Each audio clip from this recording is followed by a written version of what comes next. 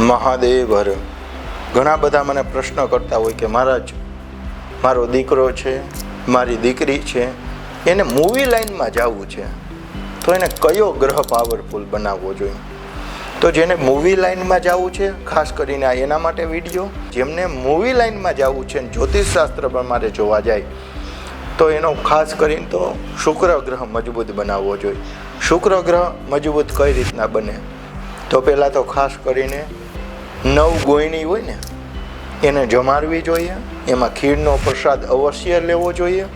બીજું, જે નાની નાની બારાઓ છે 9 ગોયણી, એને સફેદ કપડાની જોડીનું દાન કરવું જોઈએ અથવા સફેદ પર્સનું દાન કરવું જોઈએ, તો તમારો શુક્ર બલવાન બને છે. બીજું જોવા જઈએ આપણે તો શંકર ભગવાન ઉપર ચોખા અને દૂધ ચડાવી તો પણ તમારો શુક્ર બલવાન બને છે. ગરીબ વ્યક્તિને પણ તમે ખીરનું દાન કરો તો પણ તમારો શુક્ર બલવાન બને છે.